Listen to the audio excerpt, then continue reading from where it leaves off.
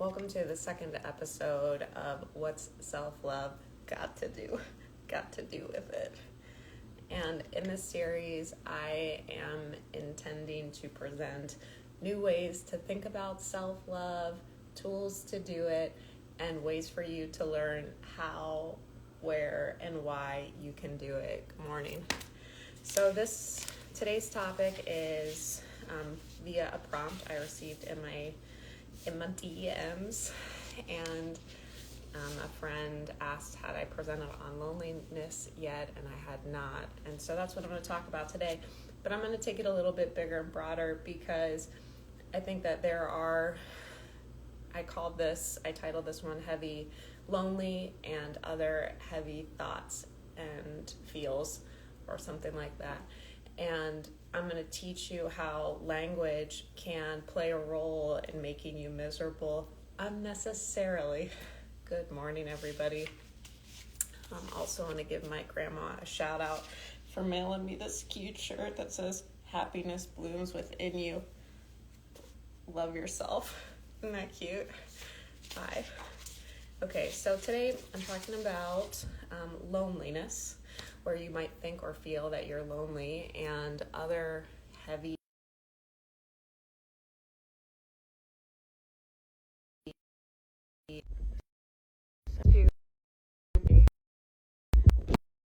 not just sound all screwed up. Can you hear me? Is my sound okay? Someone in the crowd, can you let me know? Is my voice matching my face? Anyone? Someone? I don't want to run any further till I know. Could someone tell me? Kevin? Madeline? Anyone? Can you tell me if my voice and okay. Can you hear me? Yes. Okay, great. Beautiful. Okay, so lonely and other heavy feels. Thank you so much. Should I start her over? I think I'm start over, yes. Feels like don't.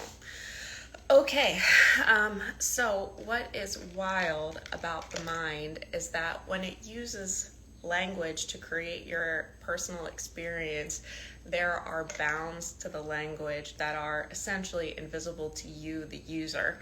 And the bounds of the word determine the experience that you think that you're having, which then translates to how you feel. So I was saying the prompt I got in my DMs today was like, how do people deal with loneliness? And I think that I'm going to break this into two parts. And I started talking about this on a broadcast last week, where there's the human experience and then there is the unnecessary suffering about the human experience because of limited thinking patterns, because of beliefs, because of ideas. So I'm going to break this subject in two parts. So there'll be like actual loneliness. I never want to discount or not placate, diminish the experience that someone is having or thinks that they're having. I always want to make space to validate, because that's where healing starts, when you say yes to what is. If you're telling yourself you don't feel something, or somebody else is telling you you shouldn't feel something, then it interrupts what would be a natural sort of writing or progression of that to a new place. So as far as loneliness goes, and remember, with the tools that I'm giving you today, you can use this with anything you think you are or anything you think you're not. So you could swap out lonely and put in not smart enough, or you could put in too aggressive, or you could put in lazy. Like whatever word you want to use, what I'm about to teach you is applicable. So first we started by breaking it into two pieces, and I'm saying you're having an experience, and part of the experience is likely real, and then a part of the experience is likely amplified through limited thinking, the ways that you're using language, and the beliefs that you have, and or the emotional state that you're in at that time. So we're going to take lonely and we're going to break it in half, and on one side I'm going to put real, and on the other I'm going to put unnecessary. And we will first start with the unnecessary part, because once you get a little relief over there, it's a lot easier to see and act towards correcting what is actually there. So let's say that, for example, the word you plugged in is unhealthy. There'll be a part of that that's like real. And yet there's a part of it that is like unnecessary suffering about that is actually, from what I can tell, these feed into each other. Primarily this one, what you're thinking, feeling, how you're focusing, how you're identifying, that ultimately, from my vantage point, leads the real experience that you're having. Because of this process, because this process is very subtle and background and sometimes delayed, it's easy to argue that, like, no, girl, this comes first. And maybe it does for you. Maybe it does for you. From what I can tell, though, there is a lot of room to take leadership of this part, though, which then ultimately can impact and improve this part. So if you guys are just joining, what I'm talking about today is loneliness, how to work with that feeling and or other heavy ones. And right now I'm saying there's a component of loneliness that's real, and this would be true for any word you plug in there, real. And then there's a part of it that's kind of unnecessary. So our minds, our ideas, the way that we think, our patterns of thinking, they'll latch on to stuff. It's real crazy. What we do up here is real crazy. And with the word lonely, or let's say you could have one day where you feel really down, and perhaps you reach out to someone and they're not available to you. Or you feel really down and you recognize that the friends you used to pal around with aren't around anymore. Or, there could be a single event that then reminds you or makes you think that, like, oh man, I'm really lonely. Your brain, your mind is like, okay, yeah, let's take that on. And from there on, you'll start to look for evidence that confirms that you are in fact lonely. And in doing that, it will exclude events, interactions, instances that are counter to that conclusion. So your brain kind of gets on board with, like, I am lonely. You are claiming that as a state of consciousness, and it will start to filter your experience for you to believe, to conform to the belief that you have. So again, we're looking at like unreal and real or unnecessary. This is the unnecessary part, and it happens really automatically. And if you actually want to do something about the feeling of lonely, I would start here by beginning to ask yourself to look for where am I not lonely? You start to argue for the other side so that you begin to collect evidence that you are in fact not lonely. If you are heavily identified as lonely, if you are really in that, you will not notice you had a pretty lovely conversation with the cashier. You will not notice that somebody keeps texting you that you want to ignore. You will not notice things that don't align with that story. And so if you really want to do something about the feeling of lonely, and I'm not at all, again, diminishing that you might have a change in relationships or holes to fill or anything like that. All I'm saying is there is an unnecessary portion of that can be adjusted through prompting your mind to look for instances that counter the reality that you've claimed. So that's one way to do it. So let's call that one everywhere though. Is kind of like my favorite phrase right now. I think it's a healthy disbelief. So we're like, so you can hear yourself tell someone, or you can hear yourself say to you, like, I'm lonely. And then one would be like, everywhere. Because you might feel, I'm not confident. You might feel, I don't have energy. You might feel, I'm not getting anywhere in life. Those feelings will grab you by the ankle and suck you under. Like, you can spiral wildly if you let one of those get hold of you. And again, like it's because the way that you're experiencing reality, the way that you're interacting with your life and yourself is then filtered essentially on like, okay, show me lonely, show me not good enough, show me where I can't trust myself, show me all the shit I messed up. Like, so prompt 1, tool 1 is everywhere. Allow yourself to start to look for where that might not be true. Don't lie to yourself. Never lie to yourself. But you can start to look for where that's not true. And then the other thing is like, this is a little bit more, I don't know, let's see. This is a little bit more, the word that came to me was textbook, but I don't think that's really what I mean. When you're picking up a word, you're picking up the word based on how you've heard it used before, for example.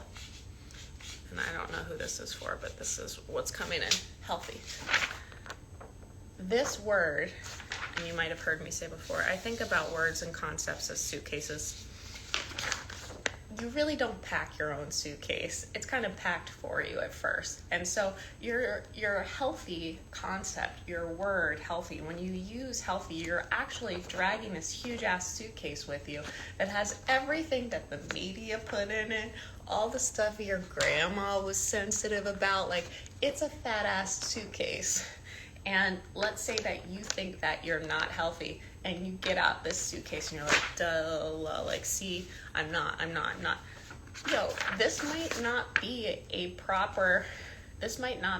a helpful or even accurate way to measure that. For example, let's change the word to, we'll keep it with healthy.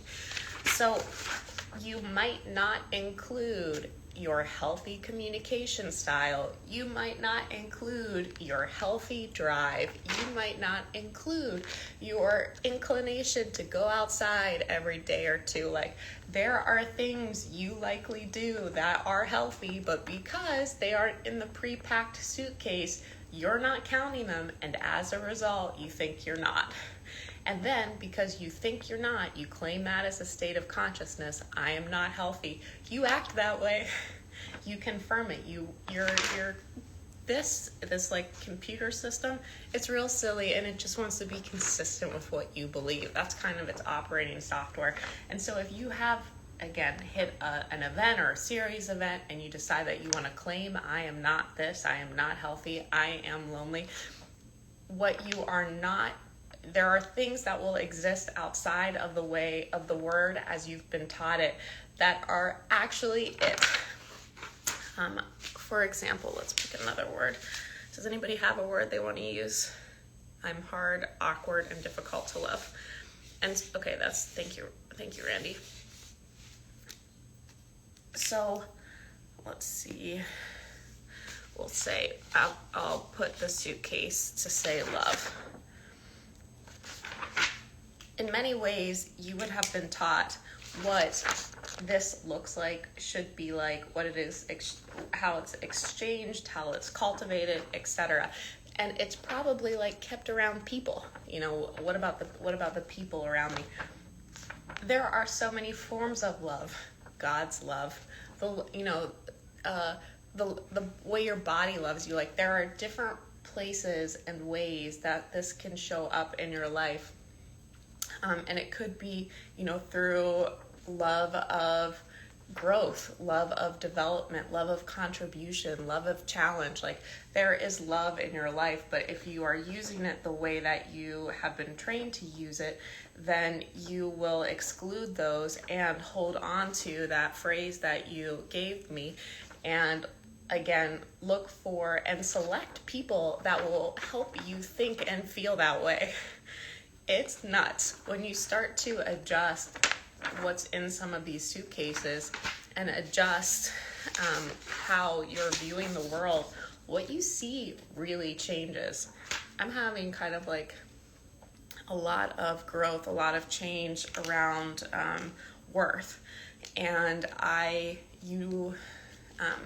I say this in a lot of broadcasts, but you don't know what you don't know until you know.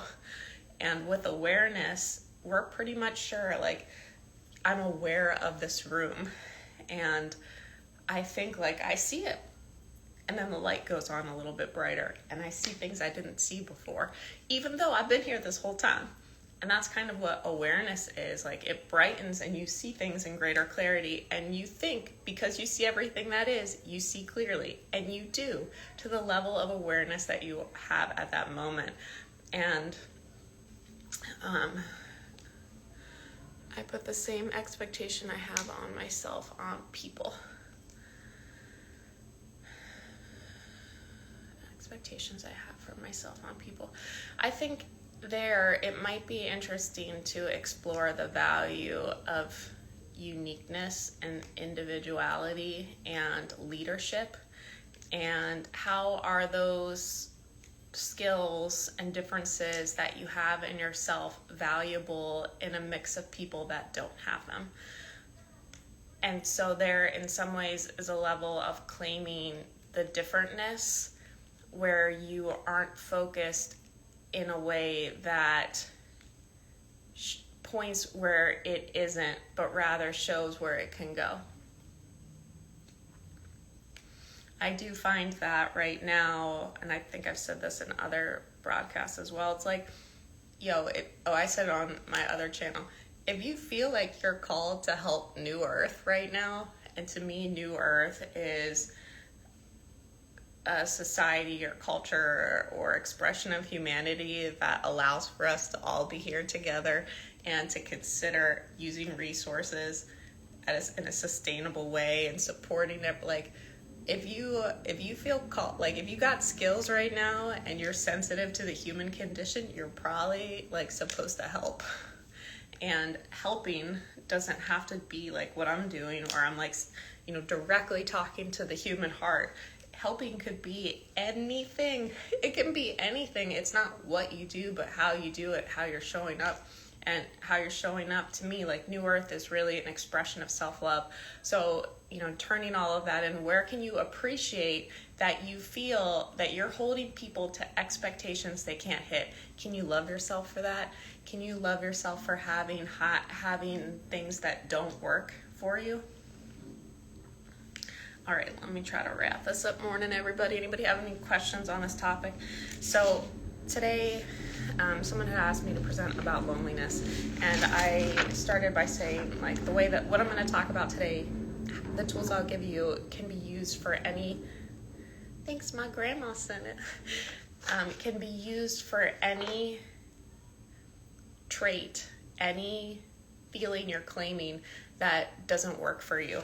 And I'm saying, like, there might be a real piece of it. Like, don't, no matter, even if your whole experience of loneliness is unnecessary, meaning like you're just looking at stuff screwy, it doesn't mean you don't feel it.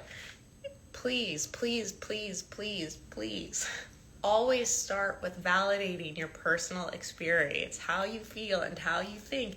Even if you know you shouldn't or couldn't, or there's another, like, please, please, please, please start with allowing how you feel and what you think. Even if, oh my God, even if you know you shouldn't be mad, even if you know it's your fault, even if, like, how you feel is how you feel. And if you want to get past, if you want to go new places, that is the place that it starts.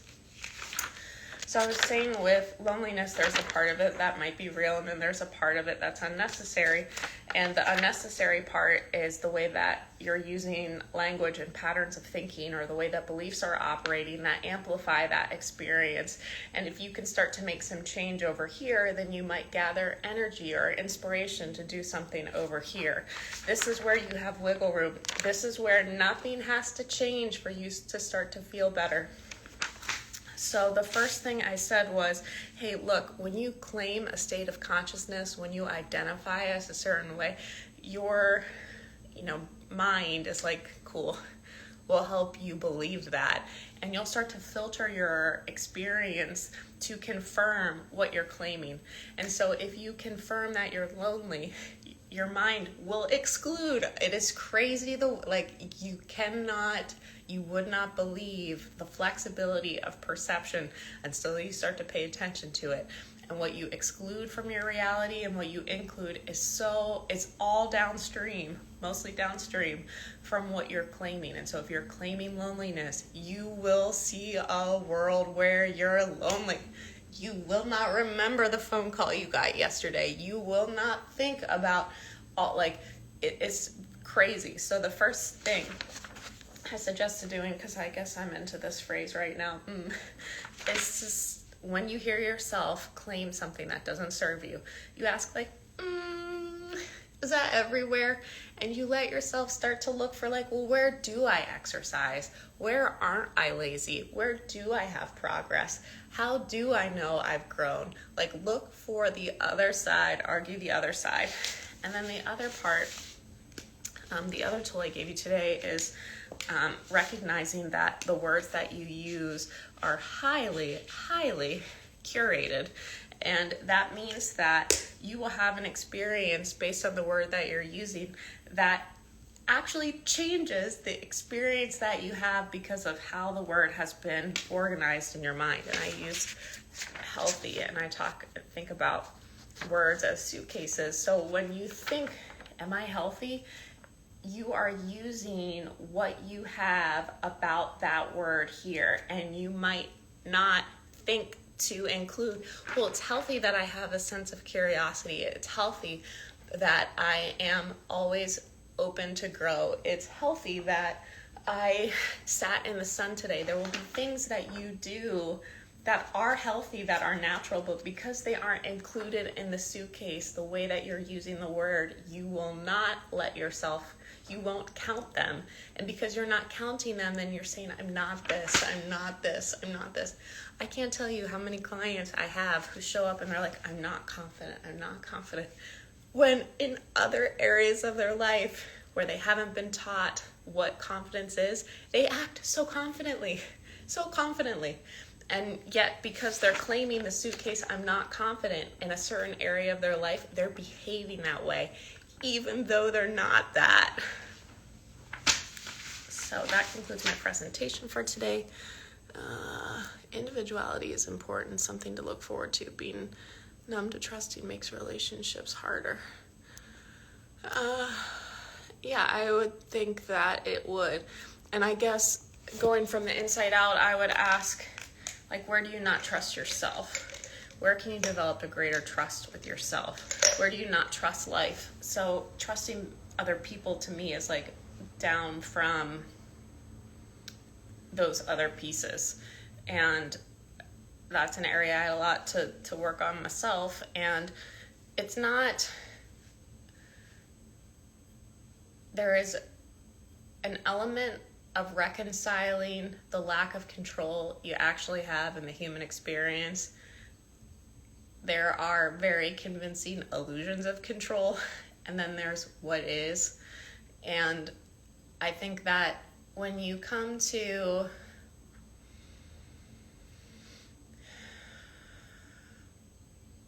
hold on, let me see what I can get on it.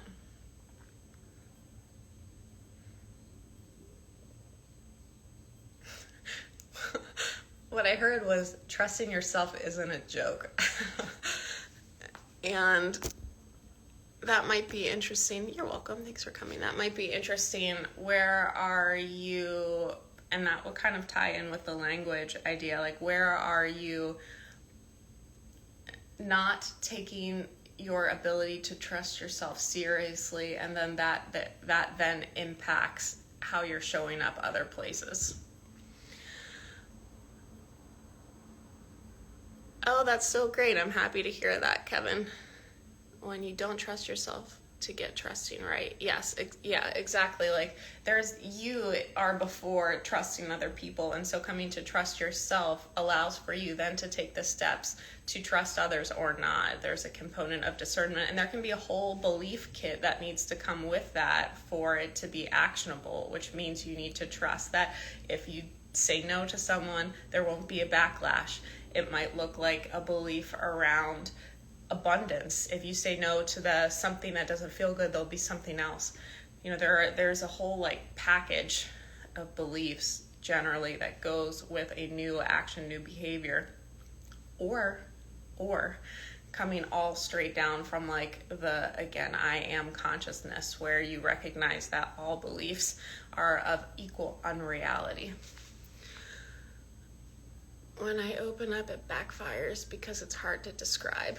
And so kind of what I was talking about with, you know, this first point, everywhere, there will be like, because and I know you're very analytical and data driven, and you will believe, like you will very sincerely believe that is the way that things are because that's the data that you have.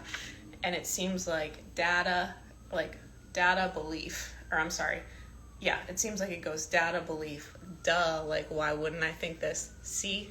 But really it goes like this, belief, data, and this belief is usually so deep or so far back you don't see it. It's almost invisible, and it just leaves you with the data, and then you focus on the data, but the data's not the problem, it's the belief.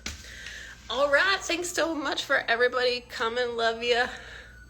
Oh, these are on youtube.com/The Shaylee Show. Please, oh my God, please subscribe. I'm trying to get over 300, and then I'm going to get over 500. And why, I don't know yet, except for that this is what lights me up. And I'm really grateful to do this. All right, love you, bye.